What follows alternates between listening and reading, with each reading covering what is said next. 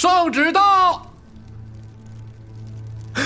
如家，你这个窃国贼，朕要杀了你！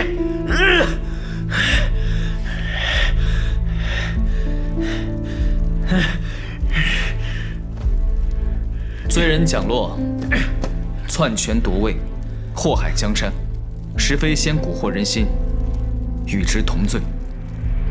今次罪二人终身监禁。成王败寇，为何不杀了我？此乃圣意。士可杀不可辱。江城人在何处？我可是他亲弟弟，他人呢？让他来救我。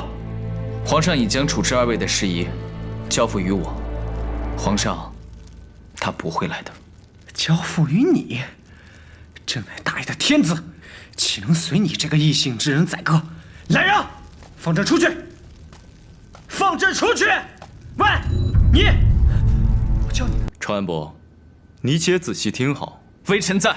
朕逃出京城期间，随军而行，见你与班化治军严谨，爱民如子，让朕甚是钦佩不已。如此良才，朕怎会放你归隐山林？朕要狠狠地罚你，罚你担起让百姓安居乐业、衣食无缺的重大责任。朕决定将这皇位禅让与成安伯。什么？此事万万不可呀！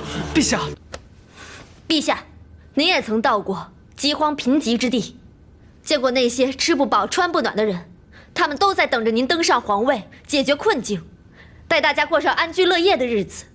可您呢，居然想双手一摊，拍拍屁股就走人啊！嬛嬛，不得无礼。陛下，我班化向来有话直说，陛下这样的决定，简直太不负责任了。您当我和伯爷，还有众将士们是傻子吗？我们一路辛苦打回大月宫，难道是为了让您登上皇位，然后宣布退位的吗？陛下，您这么做，简直太荒谬了。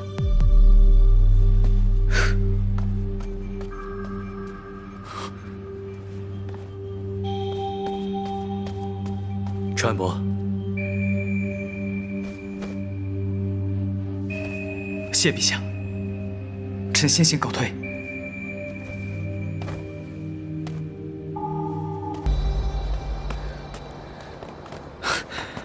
嬛嬛，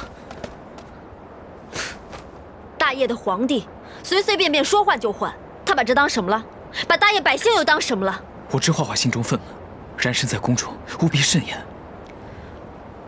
伯爷，皇上的决定那是皇上的事，只要你打死不接受，他总不能强塞给你吧？皇上今日言辞笃定，此番拒绝定是少不了一番周折。那我不管，你要是答应，我就再也不理你了。你可别忘了，之前我们说好的。嬛嬛，你放心，容某从未忘记与你一起归隐山林的约定。无论何时何地，只要嬛嬛开口，山间林野、天涯海角，我都陪你去。哎，嬛嬛，你和伯爷没事了？行，我懂。文兄不打扰你们，你们继续。